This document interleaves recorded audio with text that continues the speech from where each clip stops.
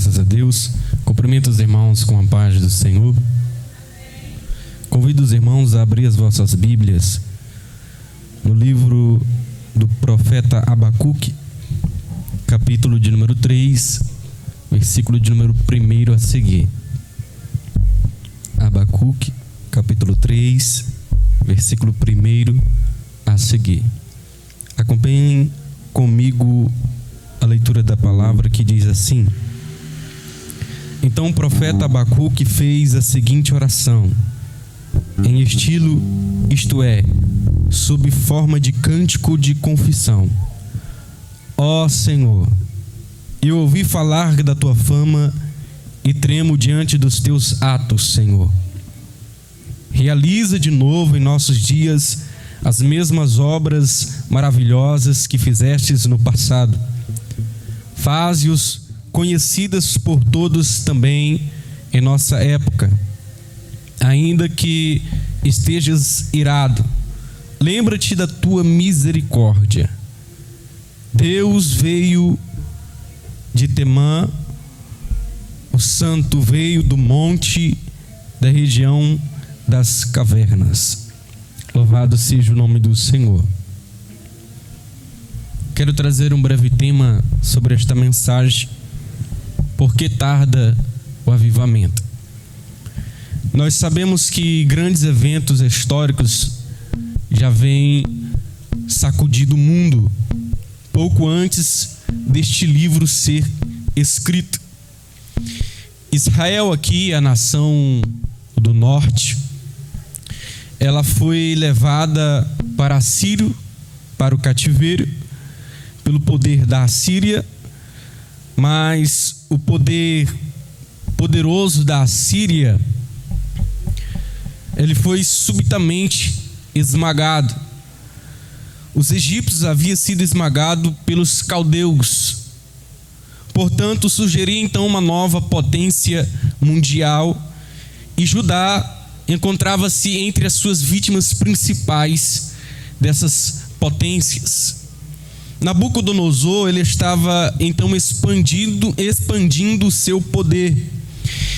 E dentro de um período de aproximadamente 20 anos, nós podemos observar que os caldeus já haviam varrido Judá em sucessivos ataques, provocando uma destruição geral a Judá. Além disso, os poucos judeus que acabaram deportados para a Babilônia no período entre 598 a 597 a.C., os profetas então culpavam o declínio e a grande apostasia de Israel por causa das calamidades que eles viviam. Quando vamos observar também um contexto histórico, logo após, por volta do ano de 1414 da nossa era cristã, um homem chamado João Rus, ele foi condenado à morte na fogueira por ordem do concílio de Constança, por se negar a retratar-se do que ele pregava, pois ele pregava contra a autoridade papal e também pregava a poderosa palavra de Deus. Quando o carrasco estava para se aproximar, aleluias, para então acender a fogueira, Rus dirigiu uma palavra para o carrasco dizendo: você não vai assar, aleluias, você vai assar um ganso, porque a palavra Rus, ela significa ganso na língua boêmia. Porém, Rus dirige prontamente uma palavra para ele dizendo: então surgirá um cisne daqui uma década. Porém, quando ele diz esta palavra, ele estava se referindo a um homem chamado Martinho Lutero, que então surgiria cerca de 100 anos depois, pois ele não poderia ser assado na fogueira, porque ele viria através do Espírito Santo de Deus, em cujo escudo nós vemos na história, em cujos escudos vemos figura de cisnes. Porém, através da influência de Rus, surgiu uma igreja chamada Morávia, que se tornou mais tarde numa das maiores igrejas com a visão missionária da igreja cristã daquela época. Então, por volta dos anos de 1500 depois de Cristo, nós vemos que Deus levanta Martinho Lutero, Deus levanta Calvino, Deus levanta Zwingli e outros também para promoverem a reforma religiosa na igreja. A igreja, então, romana se levantou contra esses homens de Deus, chamando-lhes de hereges, levantando calúnias contra eles para tentar pará-los. Por volta do ano de 1700, nós vemos Deus levantar um jovem, aleluia, chamado John Wesley. Este jovem era anglicano, e ele se levantou com uma grande unção poderosa do Espírito Santo de Deus, então defendendo a doutrina da santificação. Nós vamos observar que Deus levou acesa a chama do avivamento através deste jovem para a Escócia, para os Estados Unidos, para a Inglaterra. Já no século XIX, nos Estados Unidos, nós vamos observar que se levanta dois jovens também, chamados Carlos Finney e Moody, homens com uma visão poderosa e também cheios do Espírito Santo de Deus, que alcançaram milhares e milhares de pessoas para Cristo. No ano de 1904, Deus levanta um jovem de 26 anos chamado Evans Roberts, com uma grande visão, que alcançou o país de Gales para Cristo. E essa história diz que houve um grande reavivamento de cânticos naquela época.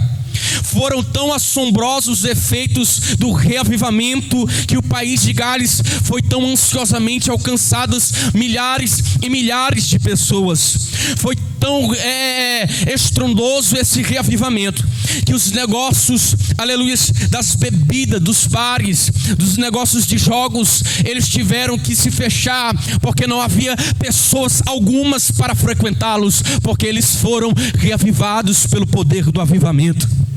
O verdadeiro avivamento, ele não leva a igreja à fuga, mas leva a igreja ao confronto. O avivamento traz profundas mudanças políticas, sociais e também econômicas e morais na sociedade. Aonde o avivamento chega, aonde está um homem cheio do Espírito Santo de Deus, uma mulher cheia do Espírito Santo de Deus, é necessário que o poder das trevas ele tenha que se desvair, ele tenha que recuar, porque quando alguém está cheio do Espírito de Deus, as chamas do avivamento, ele consome todo o poder das trevas. Louvado seja o nome do Senhor. O grande avivalista John Wesley, ao mesmo tempo em que pregava, aleluia, sobre avivamento, ele também lutava pelas causas sociais na Inglaterra. Finney é um dos maiores avivalistas daquela época em seu país. Ele pregou arduosamente contra a escravidão nos Estados Unidos no século passado. João Calvino também atacou com veemência os juros extorsivos de Genebra. Há alguém que diga para um pregador: você precisa simplesmente pregar a palavra. Mas Deus também levanta pessoas, aleluia, nos lugares políticos. Deus também levanta pessoas no meio da sociedade, alguém que não era ninguém, para se tornar alguém cheio do Espírito Santo de Deus, para defender o seu povo, para defender a sociedade também, para defender, aleluia, o povo de Deus e toda, aleluia, louvado seja o nome, toda a justiça. Louvado seja o nome do Senhor. Por que tarda o avivamento? O avivamento tarda porque muitos estão se conformando com o pecado. Irmãos, quando nós não se levantarmos com a vida reta diante de Deus, nós então, quando formos clamar a Deus por um avivamento, estaremos clamando com falsidade, aleluia, dia e noite, meses e meses seguidos. Temos que perguntar para nós mesmos: será que temos as mãos limpas e o coração puro? Será se nós estamos buscando a Deus com veemência? Será se estamos sendo também verdadeiros avivalistas no tempo presente? Será se nós estamos cheios do Espírito Santo de tal forma que aonde nós entrarmos em qualquer ambiente, alguém pode se impactar com as palavras que estamos proferindo? Ou talvez a nossa presença pode incomodar o reino das trevas e talvez chamar a atenção de alguém. Eis aí um homem de Deus, eis aí uma mulher de Deus, cheio do Espírito Santo. Quando vamos olhar para a Bíblia Sagrada, nós vemos que em Neemias, no capítulo de número 1, versículo de número 6 e 7, nós vemos que Neemias soube do que havia acontecido em Jerusalém, e a Bíblia diz que ele fez uma oração de confissão de pecados. No livro de Jeremias, no capítulo 15, versículo 19, nós vemos que o Senhor chama o profeta Jeremias para o arrependimento, para que continuasse usando como a sua boca. Em Josué, no capítulo de número 7, a gente vai ver que na batalha contra a cidade de Ai, o exército de Israel, ele foi vencido por causa do pecado. Veja com veemência, aqueles que têm a chama do Espírito Santo, aqueles que estão avivados pelo Espírito, aqueles que têm, aleluia, a sua vida reta diante de Deus, eles fazem também a diferença. A unção faz a diferença. John Wesley, em uma certa frase dele, ele diz: dai-me 100 pregadores, dai-me 100 homens, que de nada não tenho medo a não ser do pecado, para que Deus, aleluias, e não me importe se eles sejam leigos ou se eles sejam estudados, importa que estes saberão, só estes bastarão para sacudir as cidades na terra, o reino dos céus, porque somente esses 6 homens são suficientes para estremecer o reino das trevas.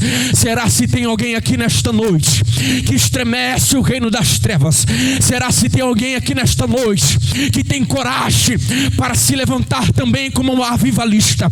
Será se tem alguém aqui nesta noite com coragem para se levantar como um missionário e um porta-voz de Deus na terra?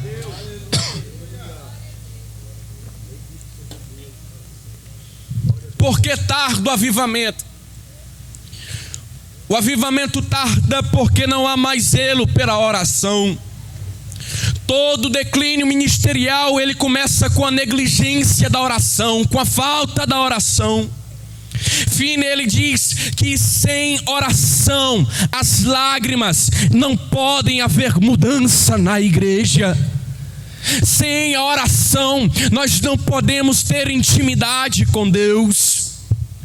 Todo crente precisa ter o hábito de orar. Jesus diz em Lucas no capítulo 18, advertindo o seu povo, dizendo que nós devemos orar sem cessar. Ou seja, nós devemos viver da oração, depender da oração, ter em mente a oração. Aleluia, louvado seja o nome do Senhor. Billy Graham uma vez disse: para o sucesso do seu ministério é necessário orar, orar e orar. Nós cristãos devemos orar abundantemente, devemos ter constantemente o hábito de orar. Se quem não tem constantemente este hábito, passe a partir desta noite ter o hábito de oração. No livros, quando nós vamos olhar na Bíblia Sagrada, em 1 Reis, no capítulo 18, versículo 36, a gente vai ver que Elias orou a Deus quando se apresentou diante dos profetas de Baal, e a circunstância que ocasionou naquela hora foi que uma chama acesa de fogo desceu sobre o céu e queimou o altar pela qual Elias estava se apresentando. Deus teve que ser glorificado naquela noite, aleluias, naquele dia, perdão. Em Neemias, no capítulo 1, versículo de número 6, nós vemos que Neemias orou diante da situação da calamidade da nação escolhida por Deus.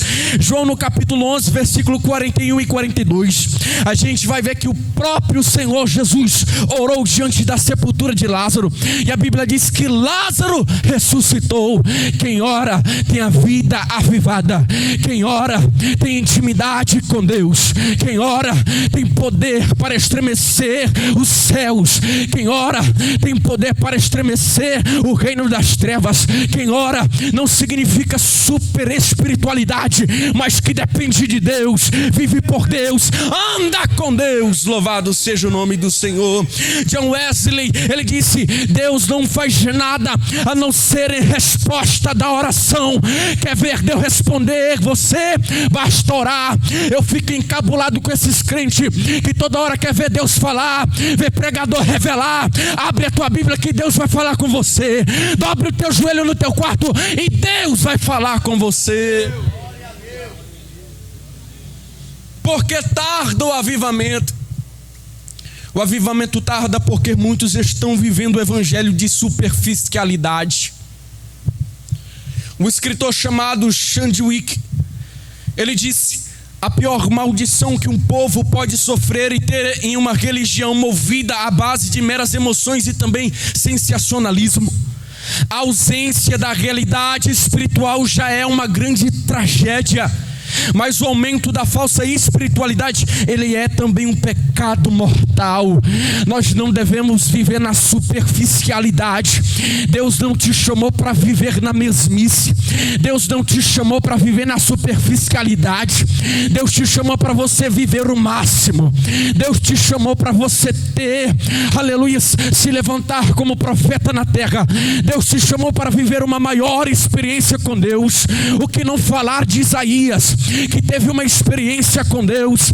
A Bíblia diz que Isaías viu a glória de Deus. Foi tão tal que Isaías foi um grande profeta messiânico. Alguém que viu a glória de Deus, que caiu por terra, se levantou como profeta. Alguém que tem uma experiência com Deus, cai por terra a sua vida de carne, mas ele se levanta como homem transformado, como homem cheio do Espírito Santo de Deus, como homem ousado, como homem poderoso. Porque a palavra de Deus nos garante que Deus nos concede poder e autoridade sobre o reino das trevas. Louvado seja o nome do Senhor.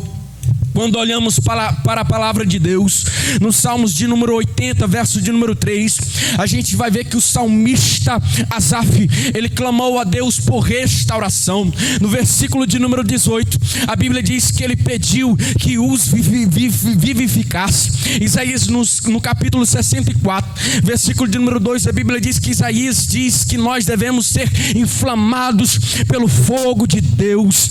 Aleluia. Em Lamentações, no capítulo 5, versículo 20 e 21, a Bíblia diz que, aleluia, Jeremias clama ao Senhor que os restaurasse novamente como nos dias de antigamente.